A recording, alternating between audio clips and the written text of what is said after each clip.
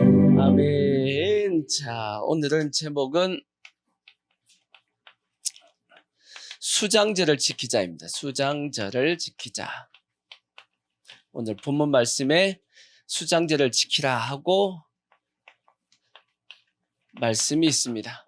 자, 추수감사주일에 대한 유래는 다 알고 계시죠? 추수감사주일의 유래가 어떻게 됐는지 하도 이제 목사님들이 많이 이제 설명하다 보니까 다 아실 겁니다. 추수감사주일은 언제 시작되었냐? 청교도들이 만든 거죠. 청교도들이 누구냐면 영국에 살던 예수 믿던 사람들입니다. 그러니까 영국은 뭘 믿죠? 우리가 보통 알고 있는 성공회죠. 성공회. 천주교에서도 빠져나와서 물론 정치적인 부분이 있었지만 성공회라고 이제 영국이 섬기는 영국이 이 국교로 정하고 있는 게 성공회입니다. 그 성공회가 있었는데 그때 당시 이제 1500년도 중후반입니다. 중후반 때 진짜 예수님을 제대로 믿어야겠다, 자유롭게 신앙생활을 해야겠다라고 생각한 사람들이 우리가 잘 아는 메이플라이호라고 하는 배를 타고 대서양을 지나게 되죠. 대서양을 지나서 신대륙에 가게 되는데 그것이 이제 청교도가 이제 아메리카 땅에 이제 지금의 미국이죠. 미국에 가는 계기가 됩니다. 그렇게 해서 메이플라이호를 타고 미국에 가서 그 첫 해 이제 농사를 지어가지고 하나님 앞에 감사로 이제 예배를 드린 것이 그것이 유래가 돼가지고 그것이 추수감사주일이 이제 된 겁니다. 지금도 미국에서는 이제 대표적인 두 개의 이제 절기가 있죠. 미국은 부활절하고 그 다음에 추수감사주일을 이렇게 주일을 포함해서 주, 월, 화, 수 이렇게 이제 3일, 4일 이렇게 이제 지킵니다. 미국에서는 이제 가장 큰 어떻게 보면 명절이 되는 겁니다. 우리나라는 이제 명절이 설날하고 이제 그다음 추석 그렇게 드리지만 미국은 부활절과 이제 기독교 나라니까 부활절과 추수감사주일을 가장 큰 절기로 이제 지킨단 말이에요. 이것이 이제 유래가 된 것이 이제 추수감사주일인데 성경에 보면 이것보다 더 우선적으로 추수에 대해서 하나님께서 추수한 것에 대해서 감사하는 절기를 만든 것이 있습니다. 그것이 뭐냐면 하나님께서 1년에 3번씩 하나님 앞에 찾아오라는 말씀이 있었죠. 그 절기가 어떻게 되죠? 이제 7대 절기 할 때 자, 절기. 오늘 읽었던 본문 말씀에 세 절기가 나왔습니다. 뭘 지켜라? 자, 15절을 보시면 15절 너는 뭘 지켜라? 무교절을 지켜라 하고 말씀을 했고 또 그 다음 말씀에 그 다음에 16절 보면 맥추절을 지켜라 하는 말씀이 있었고 그 다음 절에 보면 수장절을 지켜라 하는 말씀이 있습니다. 자, 무교절하고 같이 있는 절기가 뭐죠? 무교절을 7일간 지켰단 말이에요. 7일간 지켰는데 그 무교절 속에는 무슨 절기가 들어가 있죠? 6월절 들어가 있죠. 6월절 다음 날이 이제 무교절이니까 6월절. 그 다음에 여기 또 뭐가 들어가 있죠? 초실절이 들어가요. 초실절. 초실절이 언제죠? 다 까먹었죠? 무교절이 며칠간? 7일간 7일간 지나다 보면 요 속에는 반드시 하나가 뭐가 들어가냐면 안식일이 무조건 들어가죠? 안식일이 무조건 들어가니까 안식일 다음 날이 무슨 날이에요?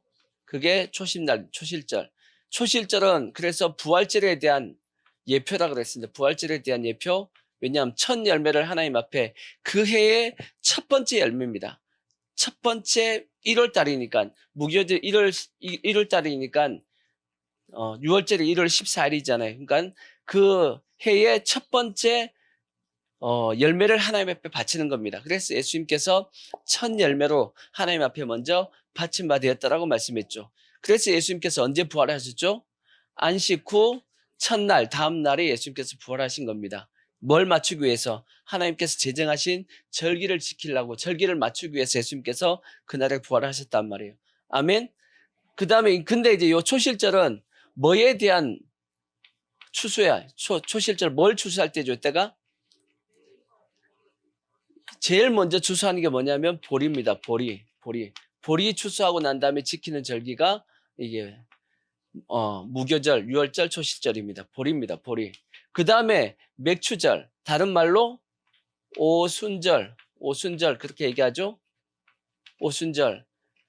초실절로부터 해서 초실절에서 7 곱하기 7인 49일. 그 다음에 그 다음날 플러스 1 해서 50일 날, 요 50일째 된 날이 어떤 날이에요? 그게 오순절인데 그걸 맥추절 그럽니다. 뭐에 대한 추수를 했죠? 뭘 추수했죠? 밀입니다. 밀. 우리가 보통 맥추절 그러니까 보리라고 생각하는데 밀입니다. 밀. 그 다음에 수장절. 수장이란 뜻이 뭐예요? 거두고 보관하다. 그 뜻이 수장입니다. 물에 수장해서 죽였다는 뜻 아니에요. 거두고 보관했다는 뜻이 수장입니다. 자, 수장절을 지키라고 말씀했는데 수장절의 다른 이름이 뭐죠? 초막절이 있고 그 다음에 장막절이 있습니다. 장막절 다 같은 말입니다. 장막절 다 같은 말이고 거두고 보관한다는 뜻입니다. 뭐에 대한 거둠이냐? 과일, 그 다음에 이제 야채, 채소 뭐 이런 것에 대한 거둠인데 이스라엘 땅에 많이 나는 과일이 뭐가 있어요? 여러분 생각해 보면 보통 가장 많이 있는 게 포도, 그 다음에 무화과 또 감남, 올리브, 감남 열매, 그 다음에 석류가 또 많이 난다네. 석류 이런 것들이 이제 요때 거두고 그 다음에 이제 추수한답니다. 그 다음에 그걸 이제 이렇게 거두온 다음에 이제 저장하고 나서 드리는 절기가 수장절 그렇게 얘기합니다. 자, 그래서 성경에는 뭘 지키라고 말씀했냐면 수장절을 지키라고 했는데 요 수장절이 오늘날로 얘기하면 뭐하고 같은 의미냐면 추수감사주의라고 이제 맞는 의미라고 볼 수가 있는 겁니다. 이해가 되시죠? 우리도 그런 거죠. 근데 실제 물론 우리는 요즘 이게 그게 아니잖아. 우리는 저기 농사를 안 짓잖아. 농사를 안 짓다 보니까 우리는 특별하게 이렇게 거둬가지고 하는 게 아니잖아요. 월급 받고 연봉 받고 그런 거라서 이게 농경사회하고는 다르지만 그래도 이제 우리가 기억해야 될 것은 이러한 의미, 하나님께서 지키라고 명령했던 의미만큼은 우리가 지키는 그러한 모습을 가지는 그것이 정상적인 추수감사주의를 지키는 모습이라고 이제 우리가 생각할 수 있겠죠. 그죠? 물론 이제 이것에 대해서 비판하시는 분들도 있어요. 교회가 헌금 거달라고 추수감사주의를 만들어가지고 그렇게 하시는 분들도 있는데, 물론 이제 교회가 그것을 이용하고 그렇게 해서는 안 되겠지만 우리가 이러한 영적 의미 자체는 우리가 기억하고 지키는 모습은 가져야 됩니다. 아멘. 자, 그렇게 하길 바라고. 그래서 오늘은 이제 수장절에 대해서, 제목에 수장절을 지키라고 하나님께서 말씀하셨는데, 수장절에 하나님께서 지키라고 했던 그 이유, 성경에 보면 이제 모세오경에 보면 모세 율법이죠. 율법에 보면 수장절을 지켜야 되는데 수장절을 이렇게 지키라고 명령했던 말씀이 성경에 기록이 되어 있습니다. 이해가 되시죠? 그것을 하나씩 보면서 이렇게 지켜야 되는 거구나 하고 우리가 한번 말씀을 찾아보자고요. 자, 오늘 말씀에 수장절을 지키라고 했던 본문 말씀의 첫 번째 이유는 뭐냐? 자, 몇 절을 보시냐면 수장절을 지키라. 자, 몇 절에 있나요? 16절에 있습니다. 16절 보시면 자, 먼저 맥추절을 지키라. 이는 내가 수고하였다. 그 다음에 수장절을 지키라. 이는 내가 뭐하여? 수고하여 이룬 것을 연말에 밭에서부터 거두어 저장합니다. 라고 말씀했습니다. 그러니까 우리가 수고해가지고 이룬 것을 연말에 다 뭐 해가지고 밭에서부터 거두어가지고 저장했다라고 말씀합니다. 그러니까 우리가 수고한 것에 대해서 뭘 받은 거예요? 열매를 취한 겁니다. 열매를 취한 것에 대해서 하나님께서 감사하는 절기로서 만든 것이 수장절입니다.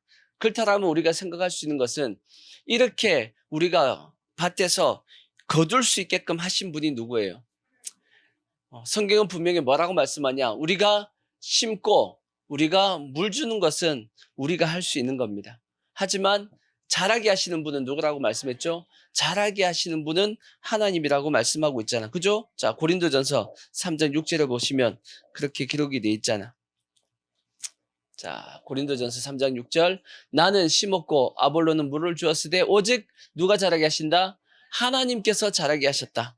그렇죠. 우리가 꼭 기억해야 될 것은 하나님이 자랄 수 있게끔 하셨다라는 것을 우리는 뭐 하셔야 되냐면 믿어야 됩니다. 신명기 8장 10절에 보시면 그런 말씀이 이제 기록이 돼 있어요. 신명기 8장 10절을 보시면 내가 먹어서 배부르고 내 하나님 여호와께서 옥토를 내게 주셨으므로 말미암아 그를 말아 찬송하라 그렇게 말씀했어요. 뭘 주셨음을? 옥토를 주셨음을 감사하라 그렇게 말씀했어요. 자, 17절 밑에 보시면 17절 그래서 그러나 내가 마음에 이르기를 내 능력과 내 손의 힘으로 내가 이 재물을 얻었다 말할 것이라. 내 하나님 여호와를 기억하라. 그가 내게 무엇을 주셨다? 재물 얻을 능력을 주셨다. 그러니까 재물을 얻을 능력을 누가 주신 거예요? 하나님이 주신 겁니다. 그러니까 우리는 물론 우리가 심고 우리가 물을 주고 했지만 그것을 자라게 하시는 모든 환경을 조성하시고 그 다음에 모든 능력을 주신 분은 누구시다? 그분은 하나님이시라는 거야. 그러니까 아무리 내가 잘 심고 내가 아무리 잘 가꾸려고 한다 할지라도 이 모든 환경을 조성해 주지 않으면 어떻게 되는 거예요? 아무 의미가 없는 겁니다. 하나님께서 어떻게 보면 태풍도 불고 그렇죠? 가끔 우리가 가을철에 태풍 불잖아. 가장 치명적인 태풍이 언제 부는 거예요? 추수 바로 직전에. 추수 바로 직전에 그냥 태풍이 불면 한 해 농사를 다 베린다 하잖아. 한 해 농사가 다 그냥 끝나버리는 거죠. 왜? 태풍이 와가지고 확 쓸어가지고 과일 나무에서 과일 다 떨어져 버리고 그 다음에 익고 있는 모든 벼들 다 쓰러져 버리고 그럼 어떻게 돼요? 한 해 농사 뭐 망하는 거지 뭐. 그렇게 되니까 하나님께서 그 모든 것을 다 뭐 해주셔야 된다? 지켜주셔야지만 그러니까 적정한 때에 뭐가 와야 되냐면 비가 오고 그죠? 그 모든 걸 누가 하신다라고 말씀하고 있어요? 하나님이 하신다라고 말씀했지. 우리가 아까 묵도할 때 읽었던 시편 147편 7절 우리가 가끔 부르는 찬송에도 있죠. 자, 감사함으로 여호와께 노래하며 수금으로 하나님께 찬양할지어다. 뭘 찬양해야 되냐? 뭘 감사해야 되냐? 그가 구름으로 하늘을 마시며 덮으시며 땅을 위하여 뭘 준비하시고 비를 준비하시며 산에 풀이 자라게 하시며 들짐승과 우는 까마귀 새끼에게 먹을 것을 주시는도다. 여호와는 말에 힘이 세다 하여 기뻐하지 아니하시며 사람의 다리가 억세다 하여 기뻐하지 아니하시고 여호와는 뭘 기뻐하시냐? 자기를 경외하는 자들과 그의 무엇을? 인자하심을 그의 인자하심을 바라는 자들을 기뻐하시는도다. 그렇게 말씀했어요. 인자하심을 바란다는 게 뭐 뜻이에요? 하나님께서 모든 우리에게 베푸신 은혜를 바라보는 그 사람을 하나님은 기뻐하신다라고 말씀했어요. 그러니까 여기서 말씀하고 있는 것처럼 하나님께서 비를 준비해 주시고 하나님께서 이 모든 것을 조성해 주시고 먹여 살려 주시는 겁니다. 그것을 인정해야지만 우리가 올바른 우리의 신앙의 자세가 되는 거죠. 아멘. 그래서 하나님께서 수장제를 지키라고 했었던 첫 번째 이유는 뭐냐면 하나님의 은혜를 기억하라는 거죠. 하나님께서 베풀어 주신 은혜를 기억하라고 뭘 주셨냐? 우리에게 절기를 주신 겁니다. 우리가 7대 절기 할 때도 계속적으로 말씀드린 것이 뭐냐? 하나님께서 7대 절기를 주신 이유는 뭐냐? 하나님의 은혜와 사랑을 잊어버리지 말라는 거지. 계속 기억해야 된다. 그걸 매년마다 절기 때마다 기억하게 만드시려고 하나님께서 절기를 주셨다라고 말씀을 드렸습니다. 그래서 우리는 꼭 뭐 하셔야 되냐? 기억하셔야 됩니다. 이러한 풍성한 열매, 이러한 풍성한 은혜를 우리에게 주신 하나님을 기억하라고 오늘날도 어떻게 보면 추수감사주를 우리에게 주신 겁니다. 아멘. 그러한 첫 번째 의미가 있고 두 번째, 자, 출애굽기 34장 22절을 보시면 이런 말씀이 있어요. 자, 77절 곧 맥주의 초시절을 지키고 새 말에 뭘 지키라? 수장절을 지키라. 너희 모든 남자는 매년 3번씩 주 여호와 이스라엘의 하나님 앞에 보일지니라. 뭐하라고 말했냐? 하나님 앞에 뭐하라? 보이라 하고 말씀.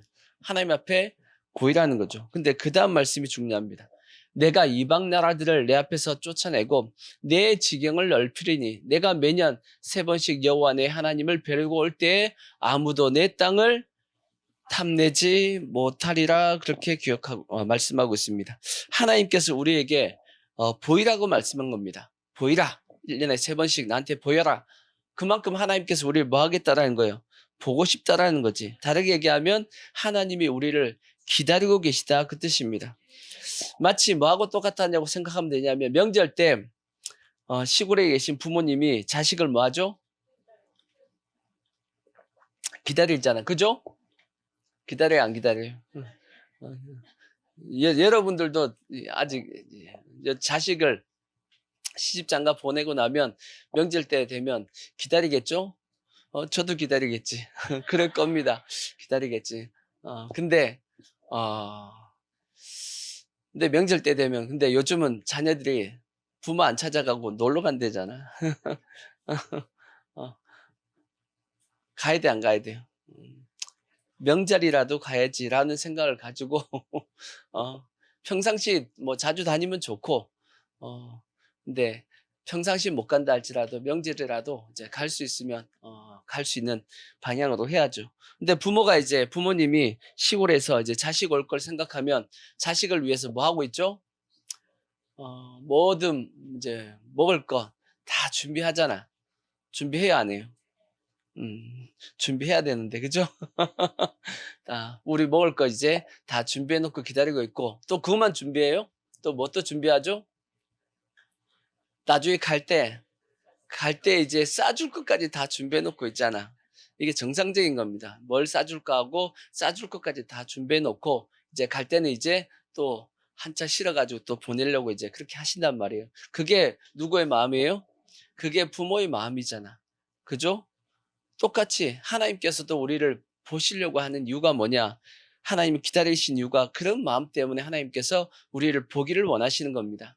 하나님께서 왜 괜히 그냥 우리 괴롭히려고 보고 싶다고 하시는 것이 아니고 하나님께서 그런 마음을 가지고 우리 보고 보이러 오라고 말씀했습니다. 이렇게 보이러 올 때 하나님이 어떻게 해주겠다라고 말씀했냐면 그들을 뭐 해주겠다고요? 지경을 넓혀주시고 지켜주겠다라고 말씀한 거야. 내가 이방 나라들을 내 앞에서 쫓아내고 내 지경을 뭐 해주겠다? 넓혀주겠다. 그리고 내가 매년 3번씩 여호와 내 하나님을 뵈려고 올 때 아무도 내 땅을 뭐 하지 못하게끔 탐내지 못하게끔 해주겠다. 저게 뭔 뜻이냐면 모든 절기는 언제 뒤에 있다고요? 추수 뒤에 있다고 말씀했지. 추수 뒤에 있다 보니까 그 추수한 걸 다 어떻게 해놔요? 저장을 해놓고 올 거 아니야. 다 이렇게 저장해서 올 텐데. 근데 남자들이 다 예루살렘 다 올라가 버렸네? 그러면 그거 어떻게 해요, 거기는? 그거 다 비어 있잖아. 비어 있으니까 이방인들이 생각해 보기엔 어떤 생각이 들겠어요? 다 비어 있으니까 뭐 하면 돼요? 가서 그냥 뺏어만 오면 되는 거야. 그러니까 이방인들로 생각해 보면 얼마나 좋은 기회야. 그죠? 근데 하나님께서 뭐라고 말씀했죠? 내가 지켜줄 테니까 오라는 거지. 근데 한번 생각해 보자. 그러면 여러분은 하나님께서 지켜줄 테니까 오라 그러면 갈 거예요? 어? 축구할 때 골대 비워놓고 골키퍼가 나가는 건데? 골대 비워놓고 나가는데 그렇게 나갈 수 있겠어요? 어, 하나님이 오라면 가야 돼요? 그러면 한번 물어보죠. 이스라엘 백성들은 지켰을까 안 지켰을까? 이스라엘 백성들을 지켰을까 안 지켰을까? 자, 성경을 느헤미야 8장 17절을 보십시오. 느헤미야 8장 17절에 보면 이런 말씀이 있어. 사로잡혔다가 언제 사로잡혔다는 게 뭔 뜻이에요? 바벨론에서 이제 사로잡혔다가 돌아온 겁니다. 이건 바벨론 포로 귀환 이후입니다. 느헤미야니까 1차 포로 귀환이 누구였죠? 스룹바벨이었고 여러분 모를 거 알아. 두 번째가 누구였냐면 에스라였습니다. 에스라가 두 번째 포로 귀환했고 세 번째가 느헤미야입니다. 세 번째 포로 귀환을 이제 했던 사람이 이제 느헤미야가 주축으로 했었는데 그 사로잡혔다가 돌아온 회중이 다 무엇을 짓고 초막을 짓고 초막을 지었다는 게 뭘 했다는 거예요? 초막절을 지켰다는 거죠. 초막절을 지켰다. 수장절, 장막절을 지켰다 그 뜻입니다. 초막을 짓고 그 안에 거하니 언제부터? 눈의 아들 여호수아 때로부터 그날까지 이스라엘 자손이 이같이 행한 일이 있었다 없었다? 없었다라고 돼 있어. 언제부터 안 지킨 거예요? 여호수아 때부터 안 지켰다는 게 언제부터 안 지켰다는 때? 언제부터 안 지켰다고요? 처음부터 안 지켰다는 뜻이야. 처음부터 안 지켰어. 여호수아가 이스라엘 가나안 땅을 이제 점령해 들어갔단 말이에요. 근데 처음부터 뭐 한 거예요? 아예 안 지킨 겁니다. 아예 안 지켰어. 언제 때 와서 지켰냐? 느헤미야 때 와서야 드디어 지켰다라고 성경에 기록하고 있다고. 다시 물어보자고. 여러분 같으면 지킬 것 같아요? 뭘 못 믿은 거예요? 뭘 못 믿은 거예요? 하나님의 약속, 하나님의 말씀을 못 믿었던 겁니다. 근데 그들이 하나님의 말씀을 믿지 않고 자기들이 뭘 지켜보려고 그런 거예요. 자기들의 곡식들, 자기들이 수고하여 얻은 것을 지켜보려고 자기들이 해봤는데 결국은 어떻게 됐어요? 다 뺏겼다는 얘기예요. 다 뺏겼어. 다 뺏기고 나서 이제 돌아와서 그들이 생각하길 자기들이 왜 이렇게 뺏기고 왜 이렇게 결국은 망했냐 돌아봤더니 뭘 안 지킨 거예요. 하나님의 말씀대로 행하지 않았다라고 이제 드디어 이제 깨달은 겁니다. 그리고 나서야 드디어 우리가 뭘 하자? 하나님의 말씀대로 하나님 앞에 맡기고 지키자라고 했던 겁니다. 그래서 포로 귀환 이후에 이스라엘 백성들은 하나님의 말씀대로 살아보려고 예를 많이 쓴 거예요. 그래서 성경에 보면 이제 바리새인들도 나오고 장로 유전도 만들고 했고 예수님 당시에 보면 1년에 3번씩 올라가요, 안 올라가요? 올라갔다라고 돼 있단 말이에요. 이해가 되시죠? 그러니까 한번 뭐 해보니까 뺏겨보니까 다 뺏기고 망해보니까 그들이 뭐 한 거냐면 깨닫게 된 겁니다. 내가 지켜서 되는 것이 아니고 누가 지켜줘야 된다? 당연히 하나님이 지켜야 된다라는 거지. 성경에 그렇게 다 기록되어 있잖아. 자, 시편 127편 1절에 보시면 그렇게 돼 있잖아요. 여호와께서 집을 세우지 아니하시면 세우는 자의 수고가 헛되며 세울 수 있다는 게 없다는 뜻이에요. 못 세운다. 그 다음에 여호와께서 성을 지키지 아니하시면 파수꾼에 깨어 있음이 옛날엔 경성함이 그래도 뭔가 타오는데 깨어 있음이 뭐하다? 헛되도다 그렇게 돼 있습니다. 그러니까 아무리 내가 세우려고 그래도 세울 수 있다 없다? 안 세운다. 못 세운다. 그 다음에 내가 지키려고 해도 지킬 수 있다 없다? 없다. 누가 안 지켜주시면? 하나님이 안 지켜주시면 안 된다라는 겁니다. 그래서 우리는 누가 지키시게 만들어야 되냐? 하나님이 지키시게 만들어야 되는 겁니다. 아멘. 그래야지만 그게 안전한 거지. 인간적인 방법으로 아무리 안전하게 한다 할지라도 그게 안전한 게 아니라는 말이 있습니다. 아니라고 성경이 말씀하고 있는 겁니다. 그러니까 누가 지키시게 해야 되냐면 하나님이 지키시게끔 해야 되는 겁니다. 그 하나님께서 지키시게 하기 위해서는 뭐 해야 되냐? 하나님의 말씀대로 행해야 됩니다. 하나님의 말씀대로 행할 때 하나님께서 그 말씀대로 하나님께서 역사해 주시는 겁니다. 그래서 예수님께서도 말씀했죠. 먼저 말하는 거예요. 그의 나라와 그의 의를 구하란 먼저 그의 나라와 그의 의를 구하면 이 모든 것을 너에게 뭐 해주겠다? 더해 주시겠다라고 말씀했다고. 아멘. 우리가 그 말씀을 믿고 먼저 그의 나라와 그의 의를 구할 수 있는 그러한 모습이 되기를 부탁의 말씀을 드리겠습니다. 그러면 하나님께서 왜 이스라엘 백성들을 이렇게 1년에 3번씩 보자고 했을까? 왜 보자고 했을까? 이유는 뭘까라고 생각해 보면 여러분 부모님이 여러분 보고 명절 때 오라고 왜 그러겠어요? 보고 싶어서 그렇지. 왜 보고 싶어? 그쵸. 자기 새끼니까, 그쵸. 사랑하기 때문에 보고 싶어 하는 거지. 안 그러겠어요? 미워하면 보고 싶겠냐고. 안 보고 싶지. 근데 사랑하니까 자꾸 보고 싶은 겁니다. 근데 자주 볼 수도 없잖아. 왜? 멀리 직장 생활하고 거기서 다 생활하는 터전이 있고 자기 생활도 바쁜데, 자주 오라 그러면 자식들 싫어할까봐 오라도 얘기를 못하고, 그죠? 그래, 안 그래요? 근데 명절이라도 와서 얼굴 봤으면 좋겠다라고 이제 그렇게 한단 말이야. 근데 또 오면 또 그냥 보내기 뭐 하니까 다 준비해 놓고 오라고 하는 거지. 그게 부모의 마음이잖아. 그죠? 그와 마찬가지로 하나님께서도 동일하게 우리를 뭐 하시기 때문에 보고 싶다고 얘기하냐면 사랑하기 때문이야.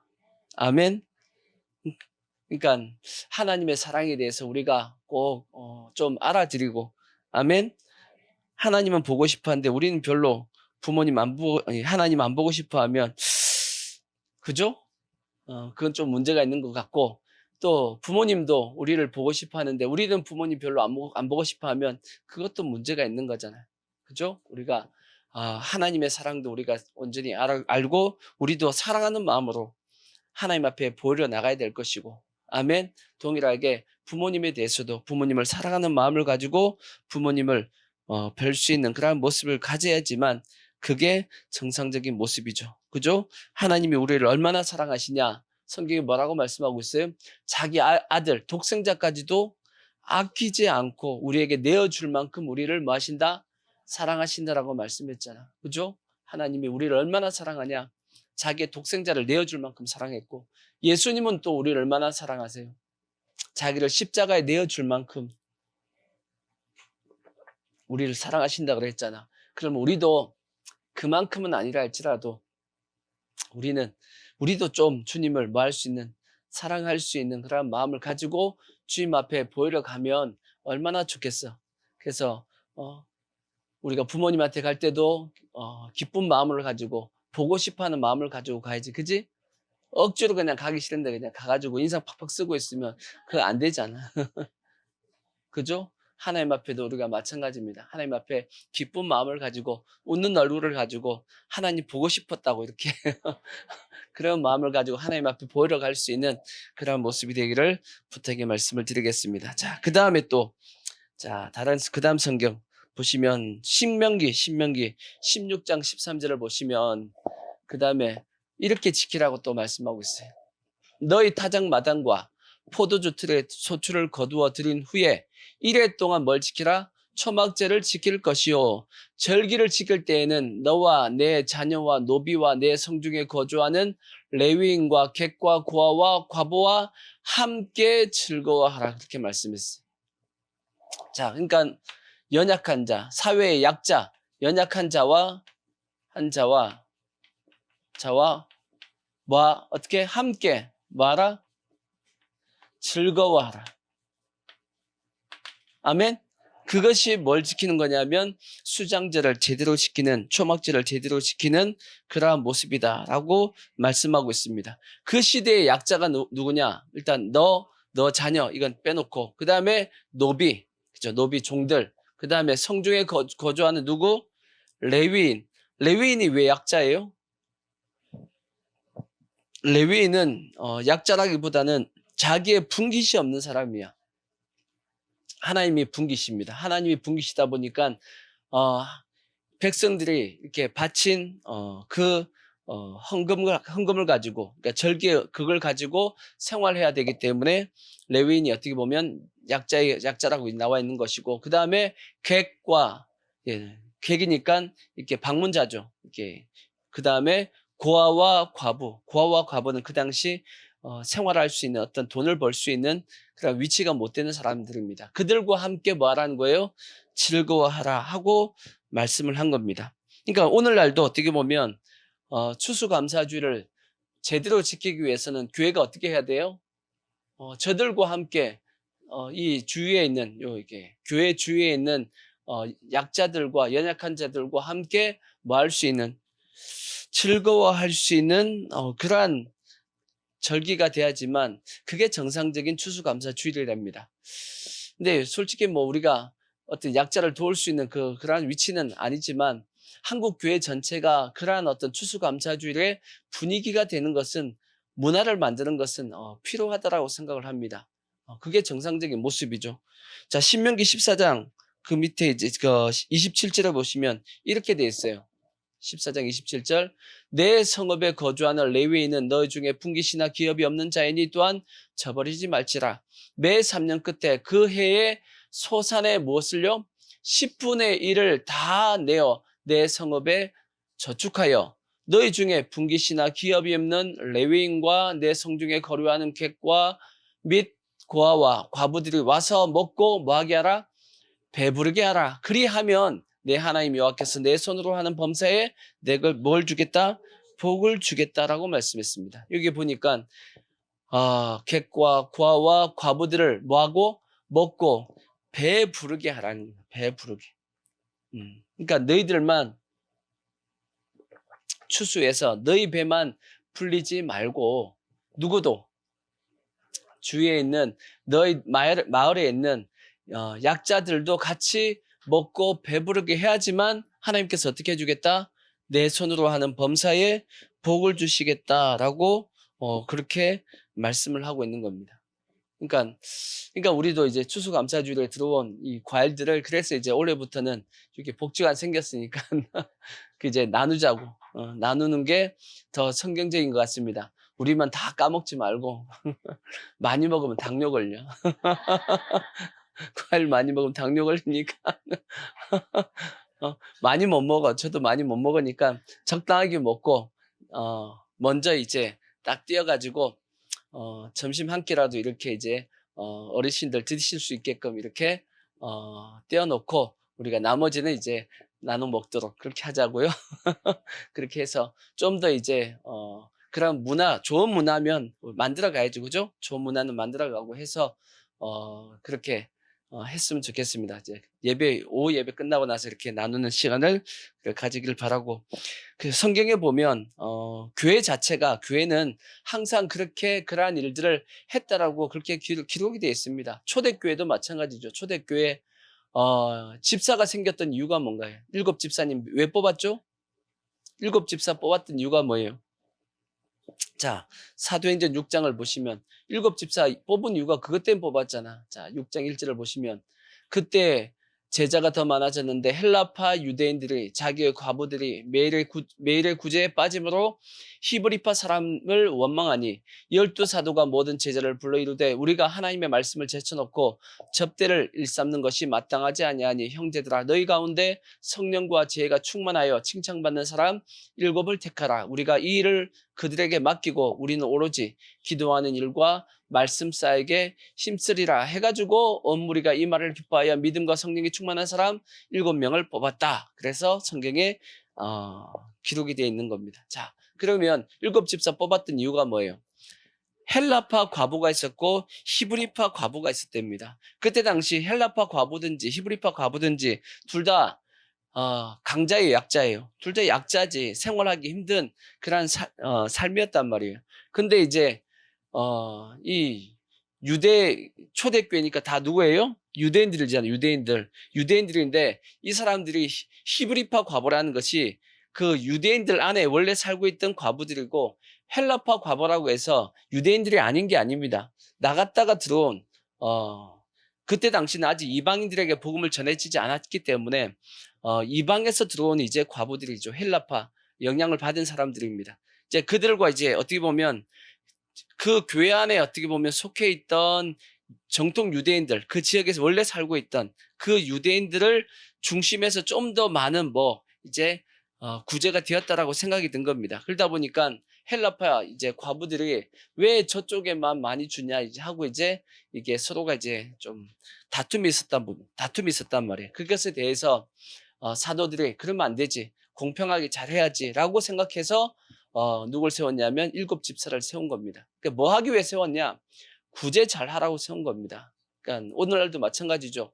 하나님의 교회는 초대교회부터 뭘 했냐? 구제를 했던 것처럼 오늘날 교회도 뭘 해야 되냐면 구제를 하는 것이 그게 정상적인 교회의 모습입니다. 그래서 기본적으로 교회는 예배 잘 드려서 하나님 잘 섬기게 만들고 성도들 잘 섬기게 하고 그 다음은 열심히 또 구제들 하고 그 다음에 전도하고 선교하고 여기에 교회가 기본적으로 딱 해야 될 겁니다.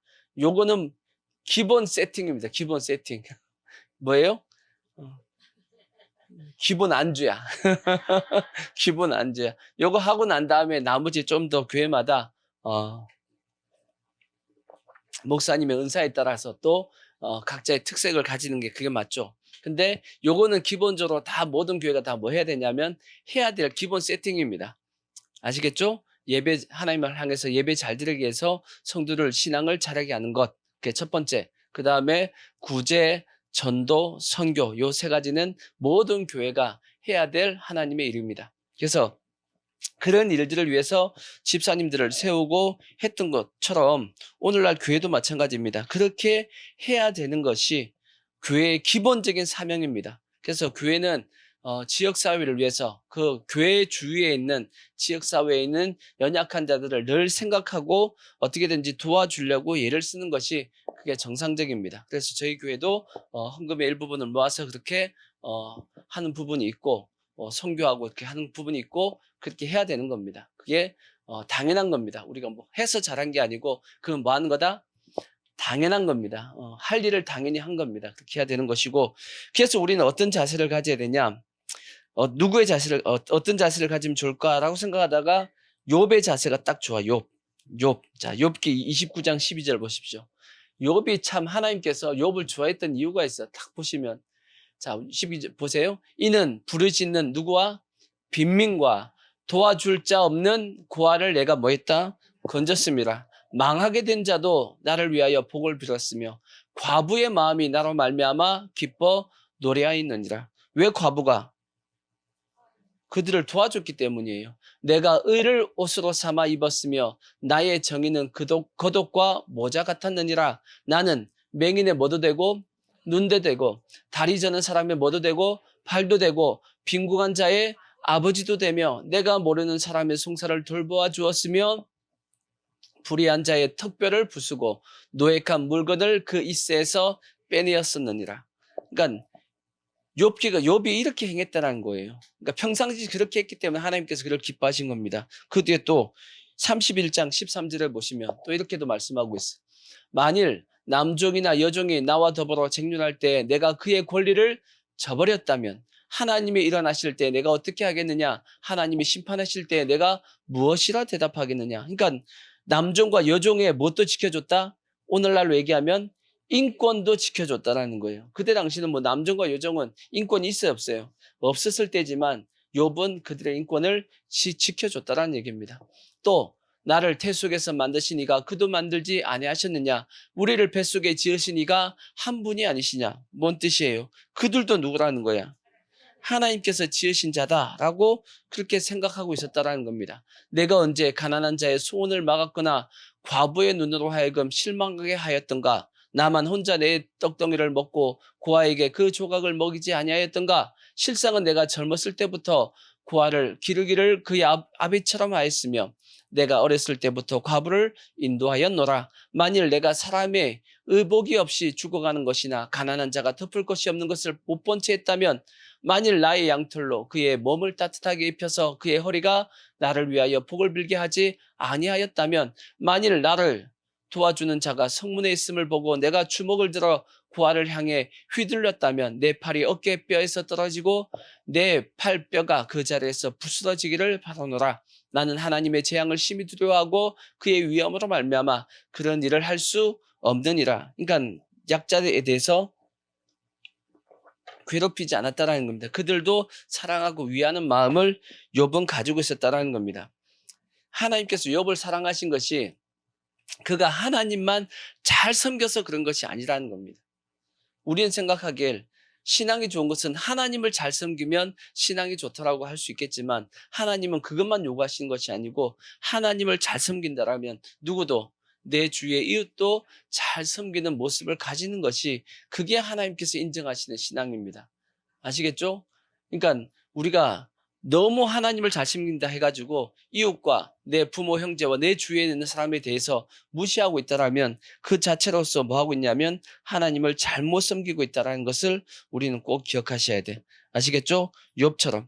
근데 이제 문제는 뭐냐면 오늘날 성도들이 신앙이 상당히 자기중심적, 개인주의적인 신앙을 가지고 있다 보니까 이러한 사회의 약자와 이런 것에 대해서 성도들이 관심이 없는 겁니다. 우리는 관심을 가져야 되고 정상적인 신앙은 이러한 이웃에 대해서 연약한 자들에 대해서 관심을 가지고 그들을 어떻게든지 도와주려고 하는 모습을 가지는 것이 그게 정상적인 신앙의 모습이다 하는 것을 우리는 꼭 기억해야 됩니다.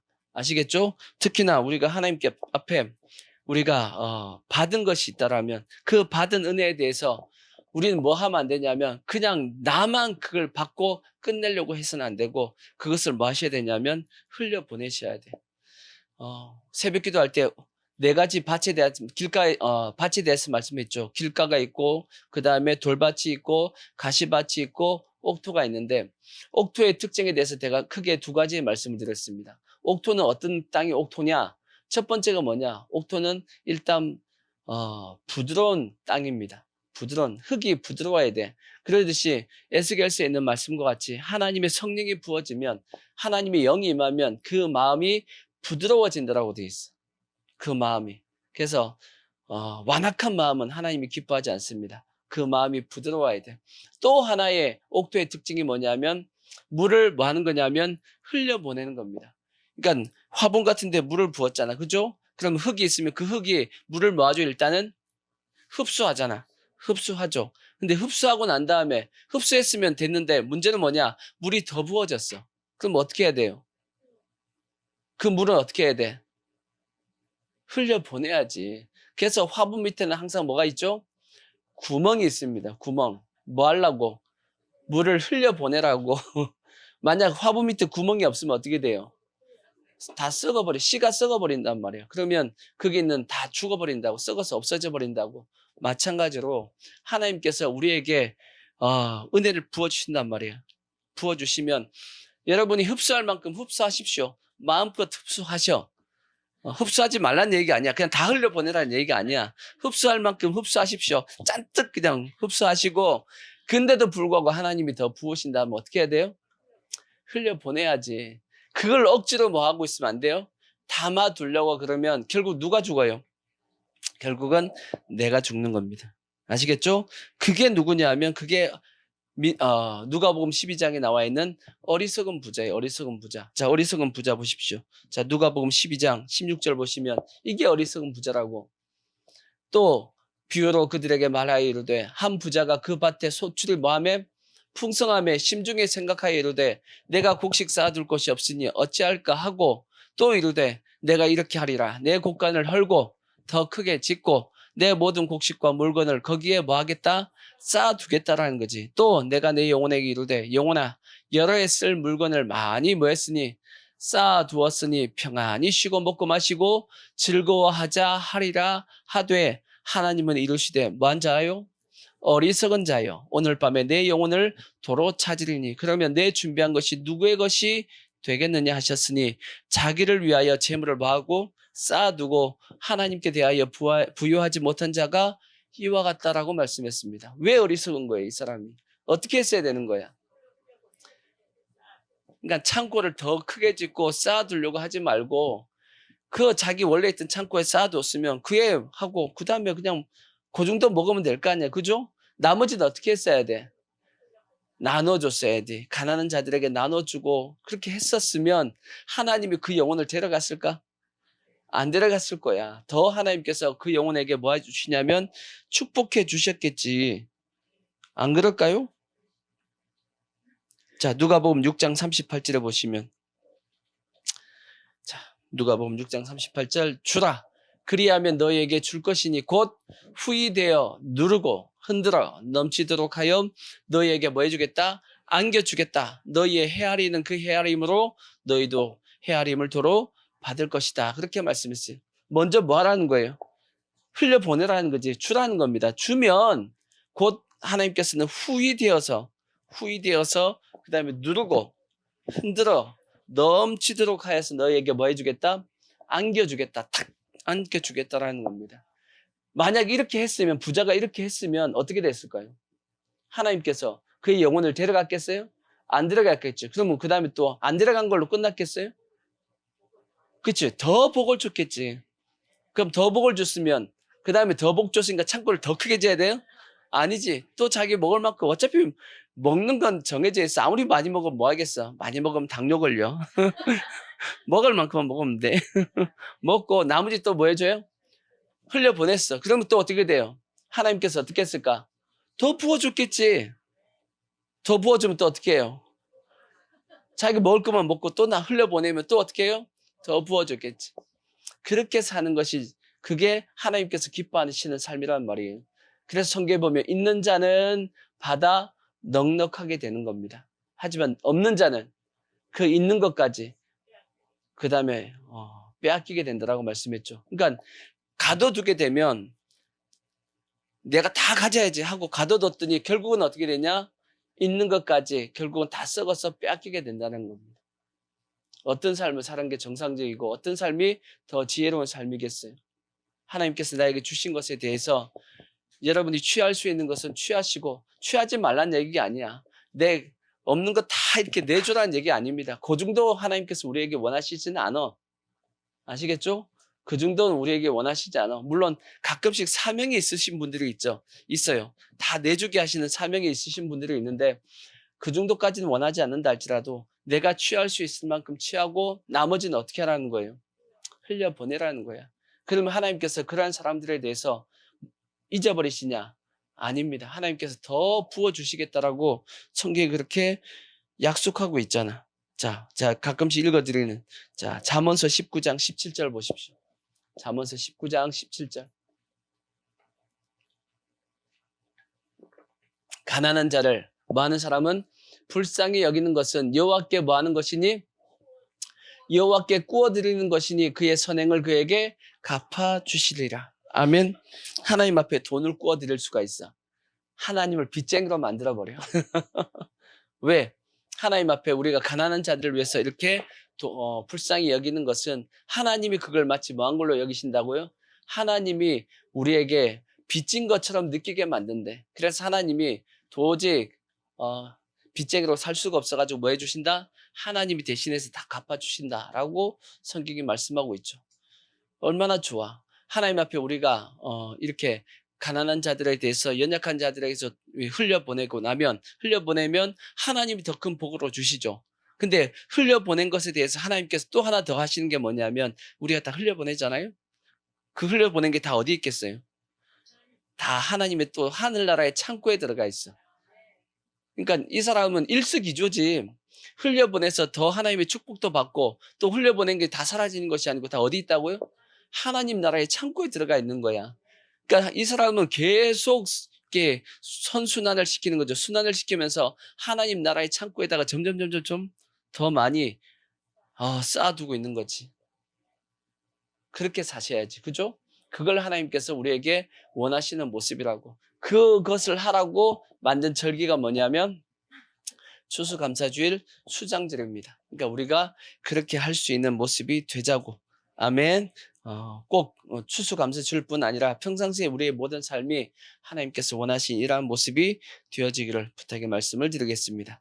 자, 그 다음에 신명기 16장 15절을 보시면 16장 15절을 보시면 내 하나님 여호와께서 택하신 곳에서 너는 이래 동안 내 하나님 여호와 앞에 절기를 지키고 내 하나님 여호와께서 내 모든 소출과 내 손으로 행한 모든 일에 무엇을? 여기는 미래형입니다. 복 주실 것이니라고 됐어. 그것에 대해서 감사합니다. 자, 여기는 우리가 보통 생각하기에 한 해의 소출을 받고 우리가 이미 복을 받았단 말이에요. 받은 복에 대해서 우리가 하나님 앞에 절기를 지킨다라고 생각을 했는데 요 말씀에 보니까 이것은 아직까지 복이 온 게 아니에요. 근데 뭘 생각하고 복 주실 것에 대해서 생각하고 온전히 즐거워하라고 말씀하고 있어. 하나님께서 이 절기를 잘 지키면 하나님께서 뭐 해주신다? 복을 주실 것이다 라고 그렇게 말씀을 하고 있는 겁니다. 아멘. 그래서 우리가 잘 알다시피 지금까지 여기까지 도우셨다. 그게 뭐죠? 에베네셀의 하나님이죠. 그죠? 지금도 우리와 함께하고 계시다. 무슨 하나님? 임마누엘의 하나님. 그 다음에 앞으로 내 삶 가운데 모든 것을 주님께서 예배해 놓으실 것이다. 미래에 대한 것은 여호와 이레의 하나님 되신지 동일하게 미래의 하나님에 대해서도 하나님께서 우리에게 뭘 주실 것이다? 복을 주실 것이다 한 것을 믿고 하나님 앞에 감사하는 절기가 뭐냐?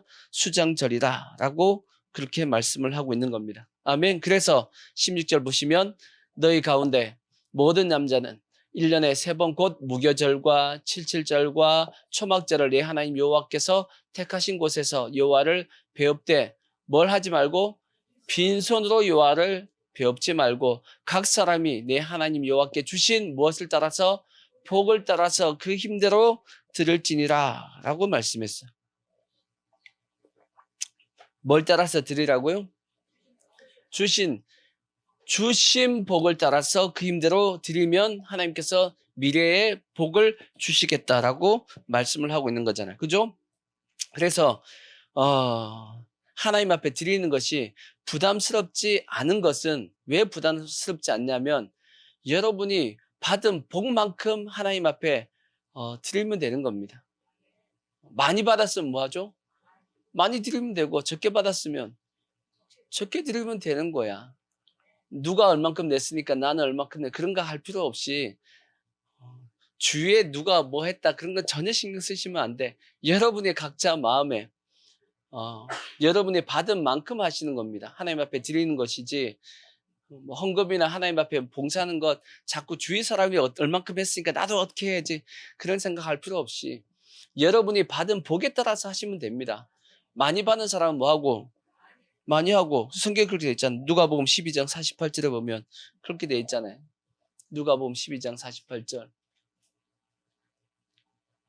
알지 못하고 맞을 일을 행하는 종은 적게 맞으리라. 물을 많이 받은 자에게는 주님이 많이 요구할 것이고 많이 맡은 자에게는 많이 달라 할 것이고 반대로 얘기하면 적게 받은 사람은 주님이 적게 요구하시는 거지. 그 대표적인 예가 우리가 잘 아는 과부의 두 랩돈이잖아요. 그죠? 예수님께서 연복궤 앞에 있는데 부자들이 와가지고 거기다 그냥 돈을 왕창왕창 집어넣었단 말이에요.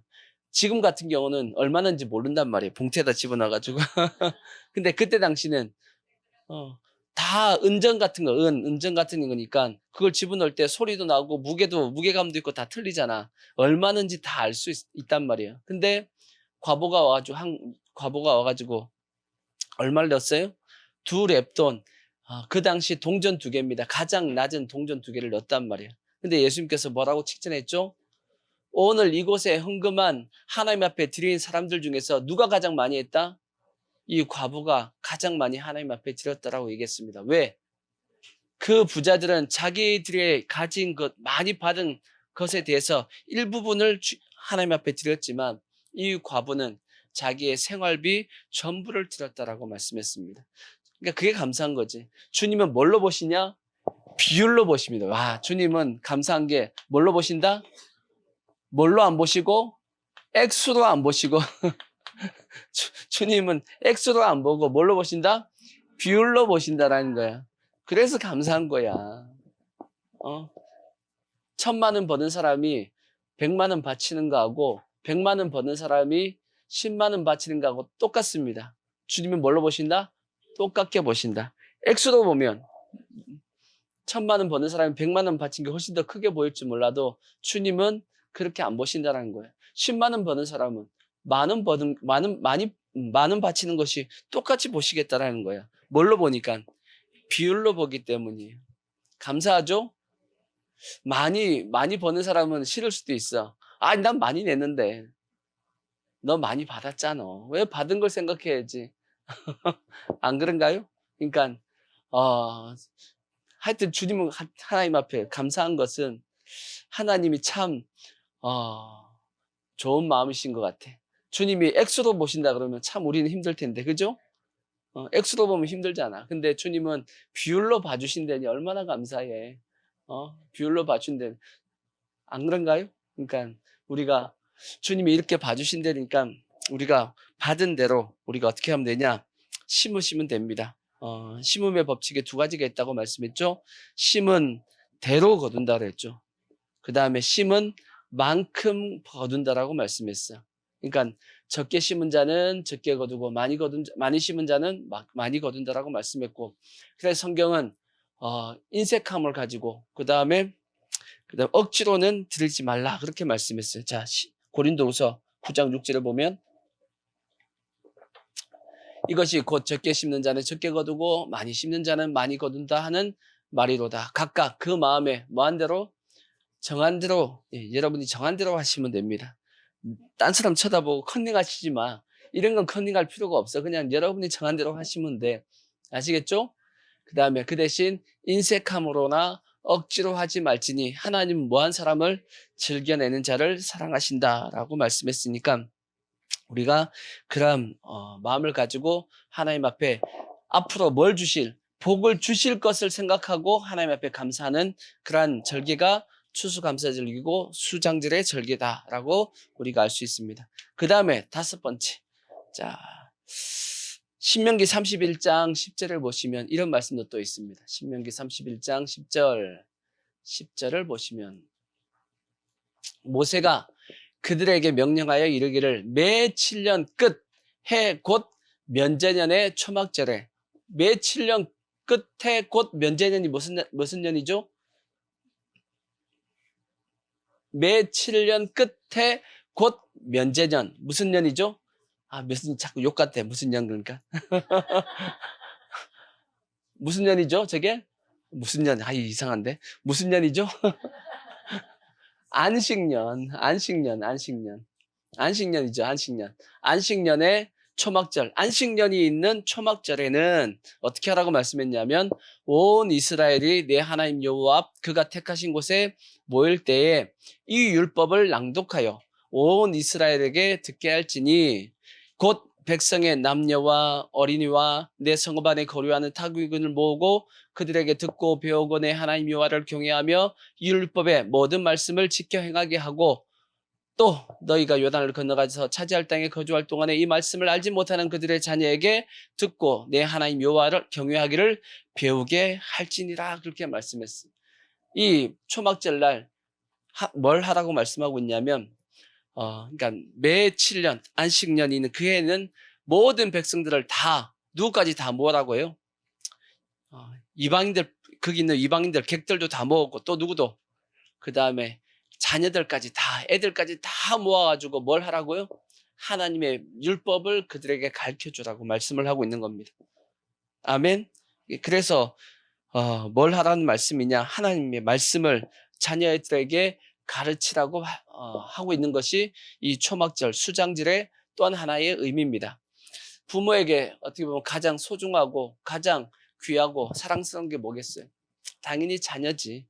자녀가 가장 귀하고 자녀에게 뭘 물려주는 게 가장 중요하겠어요? 가장 중요한 게 돈을 물려줘야 돼요? 세상의 어떤 권력과 그런 걸 물려줘야 돼요? 자녀에게 뭘 물려주는 게 가장 중요하겠어요? 가장 중요한 것은 올바른 신앙입니다. 그거 물려주는 게 가장 중요한 거지. 안 그런가요? 좀 가난하게 살면 어때? 좀 부유하지 못하면 어때? 그죠? 그것도 아니에요. 가장 중요한 것은 신앙이 있고 그 다음입니다. 아무리 부자로 산다 할지라도 뭐가 없으면 신앙이 없으면 아무 소용없어. 그게 뭐가 중요하냐고. 이 땅에서는 잘 먹고 잘 살 수 있을지 모르겠지만 하나님 나라에서 천국에 못 가면 아무 의미가 없는 겁니다. 그래서 부모 입장에서 자녀에게 가장 중요한 것은 뭘 가르쳐야 되냐? 올바른 신앙을 가르치는 것이 가장 중요한 겁니다. 어떻게든지 자녀에게 올바른 신앙을 그들에게 가르치려고 애를 쓰고 힘을 써야 되는 겁니다. 그래서 아이들에게 성경은 신명기 6장에 뭘 말씀하죠? 부지런하게 하나님의 말씀을 자녀들에게 가르치라고 말씀하고 있잖아. 온통 집안 전체에다가 뭘 붙여놓으라고요? 말씀을 붙여놓으라고. 정 말씀을 안 읽으면 TV에다가 그냥 확 붙여버리고 나중에 안 되면 그냥 애들 보는 컴퓨터 모니터에다 붙여버려. 물론 그러면 싸웁니다. 싸우니까 진짜 그러지. 그렇게 하라는 얘기는 아니요. 그럼 싸워. 그만큼 부모가 자녀에 대한 하나님의 말씀을 가르치고자 하는 열정을 가지고 열심을 가지고 자녀에게 하나님의 말씀을 가르쳐야 된다라고. 그래서 올바른 신앙 또 성경적인 가치관 심겨줘야 됩니다. 어릴 때부터. 그 다음에 성경적인 어떤 세상을 보는 역사관, 세계관 그런 것들을 잘 심어줘야지만 그 아이가 평생 예수 안에서 자랄 수 있는 거예요. 그래서 저는 여러분들을 자녀들에게 기도할 때 자주 기도하는 게 뭐냐면 평생 예수 안에 있게 해달라고 기도하는 거야. 그게 가장 큰 축복이지. 안 그런가요? 평생 예수 안에 있으면 됐잖아. 안 그런가? 저는 그렇게 생각해. 그 다음에 이제 어떻게 보면 건강하고 여러 가지 또 세상적으로 좀 부유하게 사는 걸 바라는 거지만 가장 중요한 것은 예수 안에 사는 겁니다. 예수 안에 평생 살고 그 다음에 주님 앞에 가면 그 이상의 축복이 어디 있겠냐고. 그렇게 하기 위해서 하나님께서 뭘 하라고 말씀했냐면 자녀에게